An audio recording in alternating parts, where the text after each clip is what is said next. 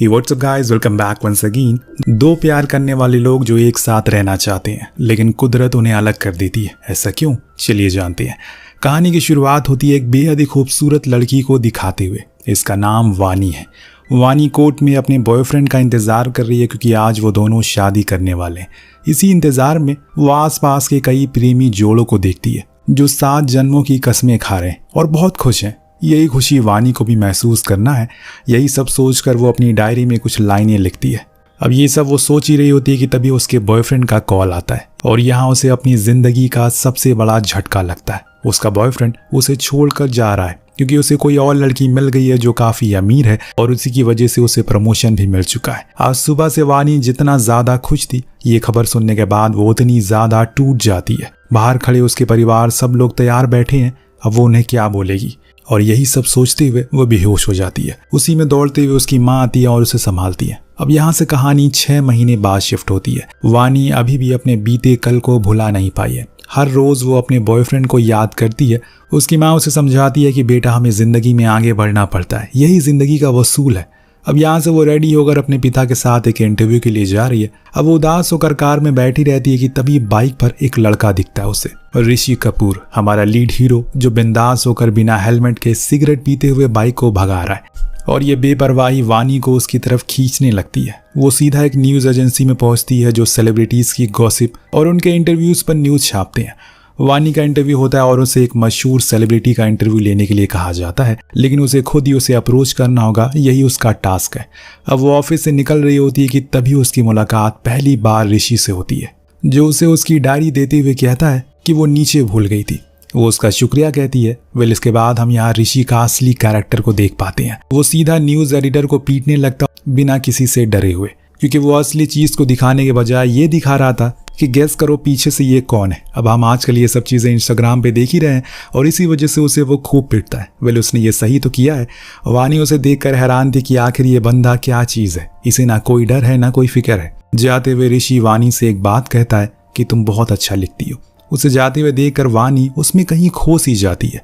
अब यहाँ ऋषि सीधा पहुंचता है अपने दोस्तों के पास और यहाँ भी उसकी उनसे झड़प हो जाती है क्योंकि उसके एक दोस्त के गाने ने सारे राइट्स अपने नाम ले लिए, जबकि गाना ओरिजिनल ऋषि ने गाया था। अब यहाँ से सीधा वो पहुंचता है एक इवेंट पर जहाँ वो एक बहुत ही अच्छा गाना गाता है और उसके बोल लिखे थे वानी ने, क्योंकि ऋषि ने उसकी डायरी से वो बोल पढ़ लिए थे। ये गाना सुनते ही सभी लोग खुशी से झूम उठते हैं।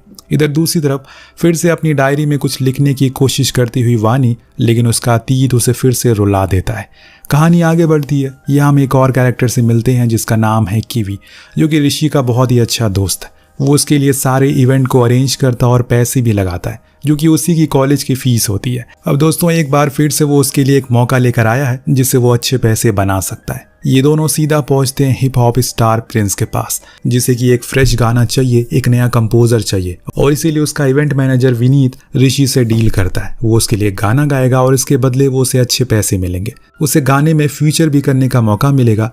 अब ऋषि को ये डील अच्छी लगती है, इसीलिए वो डन कर देता है। तभी उसे फैंस में वानी दिखती है जो अंदर आने की कोशिश कर रही है। ऋषि उसके पास जाता है और वानी उसे देखकर पहचान जाती है। अब वानी को भी अपनी जॉब के लिए प्रिंस का इंटरव्यू तो चाहिए था, लेकिन विनीत जो कि प्रिंस का मैनेजर है वो उसे भाव तक नहीं देता। तो वानी बेचारी वहीं अकेली खड़ी रहती है। उसे अकेला देखकर ऋषि उसकी डायरी से लिखे हुए गाने को गाता है और सभी का ध्यान अपनी तरफ खींच लेता है। और अब प्रिंस को भी ये गाना बहुत पसंद आने लगा है, लेकिन ये गाना अधूरा था। इसे पूरा सिर्फ एक ही इंसान कर सकता है और वो है वानी। अब यहाँ वानी को भी प्रिंस का इंटरव्यू मिल जाएगा और ऋषि को भी गाना, इसीलिए ये दोनों डिसाइड करते हैं कि एक साथ दोनों मिलकर काम करेंगे। लेकिन वानी की कुछ शर्तें हैं, जैसे वो 8:30 बजे के बाद काम नहीं करेगी और उसे स्मोकिंग से परेशानी है। उसकी दोनों बातें ऋषि मान लेता है। अब दोनों वहीं बैठे थे और ऋषि उसे आगे की लाइन पूछता है, लेकिन वानी कहती है कि उसे वो लाइन याद नहीं, उसने पेज को फाड़ दिया। अब ऋषि को ये सुनकर गुस्सा आ जाता है कि आखिर वो पेज क्यों फाड़ती है, वो गाना अब कैसे गाएगा। लेकिन वानी को कुछ भी याद नहीं है। वो उसे फिर से गाने को लिखने के लिए कहता है, लेकिन वानी गुस्सा हो जाती है क्योंकि इस बंद जगह पर वो सोच ही नहीं पा रही है तो गाना कैसे लिखेगी। और इसीलिए ऋषि उसे अपनी फेवरेट जगह पर लेकर जाता है, जो कि कॉलेज का प्लेग्राउंड था। ऋषि अपने सारे गुस्से को निकालने के लिए एक गेम खेलता है, क्रिकेट, और वानी को भी समझाता है कि तुम्हें भी ये ट्राई करना चाहिए, लेकिन वानी ये सब नहीं कर सकती। अब ऋषि अपने सपने के बारे में उसे बताता है कि वो एक रॉक स्टार बनना चाहता है, जिसके गाने सुनकर दुनिया पागल हो जाए, हर कोई उसका दीवाना हो जाए, उसके पास फेम हो, पैसा हो। ये सब सुनकर वानी को सच में उसके अंदर एक स्टार दिखता है और वो उसके लिए गाने को लिखना शुरू करती है। लेकिन अब 8:30 बजने वाले हैं, इसीलिए वो उसे अपनी जैकेट से बांधकर बाइक पर बैठा लेता और भगाते हुए उसके घर पर ले आता है। लेकिन जाने से पहले वो उसका हाथ पकड़ता और कहता है कि अभी मेरे पास कुछ समय है, और जैसे ही 8:30 होते हैं वो वहां से चला जाता है। अब धीरे धीरे करके वानी को ऋषि का साथ पसंद आने लगा है। वो अपने दुख भरे अतीत को भूलने लगी है और यही तो वो चाहती थी। दोनों साथ में हर जगह घूम घूम कर गाने लिखते हैं और फाइनली गाना पूरा हो जाता है और सभी लोग साथ में मौजूद हैं। अब दोस्तों, प्रिंस को ये गाना बहुत पसंद आता है, लेकिन उसका ऑर्गेनाइजर विनीत वो कहता है कि गाना तो अच्छा है, लेकिन इसमें रैप कहाँ है? बिना रैप के प्रिंस गाना कैसे गाएगा? इसीलिए हमें इस गाने को छोड़ देना चाहिए और दूसरे आर्टिस्ट को ढूंढना चाहिए। अब ये सुनकर ऋषि को बहुत बुरा लगता है, इतनी मेहनत से उसने गाना लिखा था, लेकिन इन्हें रैप ही चाहिए। और वानी भी यही चीज कहती है कि इतने प्यार से हम दोनों ने ये गाना लिखा था, लेकिन अब इस गाने को चेंज करना पड़ेगा। लेकिन ऋषि इस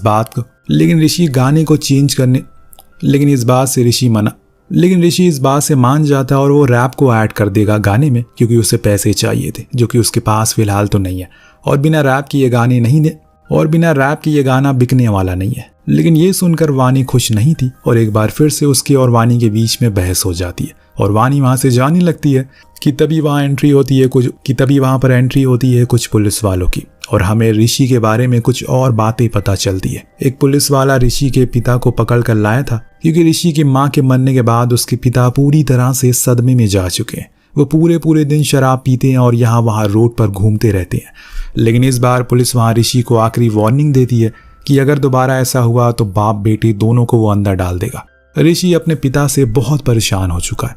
एक तो उसका करियर कुछ सही नहीं चल रहा है, ऊपर से उसके पिता जो हमेशा शराब के नशे में रहते हैं। इन सब से परेशान होकर वो अपने पिता को जबरदस्ती पकड़ कर ले जाने लगता है और कहता है कि तुझे दारू पीनी है, जा पी दारू, मर जा, क्योंकि तेरे मरने से किसी को कोई फर्क नहीं पड़ता। ऋषि के शब्दों को सुनकर हम उसे समझ चुके हैं कि वो कितना परेशान है, अंदर से वो कितना टूट चुका है। अब पीछे खड़ी वानी ये सब देख रही थी। उसने पहली बार ऋषि को इतने गुस्से में देखा था। उसकी आंखों से आंसू आ जाते हैं। अब कहानी आगे बढ़ती है और हम ऋषि को फेवरेट जगह पर देखते हैं जहां वो गुस्सा होने के बाद आता है। इसीलिए वानी भी सीधा वहां पहुंच जाती है। वो उससे कहती है कि उसने रैप लिख दिया है, अब उसे पैसे मिल जाएंगे। लेकिन इसके साथ साथ वो उसे अपने पास्ट के बारे में भी शेयर करती है, क्योंकि वो जान चुकी है कि ऋषि भी उसी की तरह परेशान है। वानी बताती है जब वो कॉलेज में थी तब उसकी मुलाकात महेश अय्यर से हुई, फिर दोनों को प्यार हो गया और फिर हम शादी करने वाले थे, लेकिन उसी दिन उसने मुझे छोड़ दिया और वो चला गया। लेकिन तुम्हें पता है इससे भी बुरा क्या हुआ? उसने मेरी सबसे बड़ी ताकत मुझसे छीन ली, जो कि थी राइटिंग, यानी कि मेरा लिखना। लेकिन फिर मेरी जिंदगी में तुम आए, तुमसे मिलकर फिर से मेरा मन कहा कुछ लिखने का, और इसी के साथ मैं अपने दर्द को भूलने लगी, मैं हंसने लगी, और इसमें तुमने मेरी बहुत मदद करी है। और अब मैं चाहती हूँ कि तुम भी अपने दर्द से आज़ाद हो जाओ। मैं भी तुम्हारी मदद करना चाहती हूँ, तुम्हें खुश देखना चाहती हूँ, लेकिन अगर तुम नहीं चाहते तो मैं यहाँ से चली जाऊंगी। अब ये बोलकर वो जाने लगती है कि तभी पीछे से आवाज़ आती है, वानी मेरी मदद करो। अगले सीन में हम ऋषि के पिता को देखते हैं जो अभी भी शराब पीकर एक बार में बैठे थे। उनके पास पैसे खत्म हो चुके हैं, इसीलिए बार का मालिक उनसे उनका पर्स छीन लेता है। लेकिन जैसे ही वो पर्स को लेते हैं वो पागल हो जाते हैं कि तभी वहां ऋषि आ जाता और अपने पिता को संभालता है, और उस बार मालिक को पैसे देकर वो पर्स वापस लेता है। और यहाँ हम देख पाते हैं कि वो इतना परेशान क्यों हो रहे थे पर्स को लेकर। वेल दोस्तों, उस पर्स में उसके परिवार की तस्वीर थी।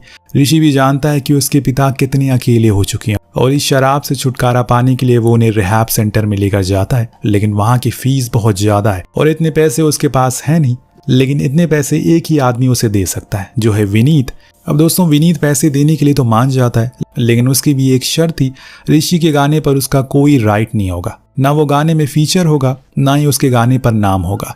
ऋषि अपने पिता के लिए ये बात भी मान जाता है। अब जो कि गाना पूरी तरह से कंप्लीट हो चुका है, इसीलिए वानी का आखिरी दिन है आज ऋषि के साथ, और वो उसे घर छोड़कर उससे कहता है कि मैं चाहता हूँ कि तुम मुझसे दूर रहो, क्योंकि मेरे साथ खुशियाँ ज़्यादा टिकती नहीं है, इसीलिए अच्छा है कि उससे पहले मैं तुमसे दूर हो जाऊँ।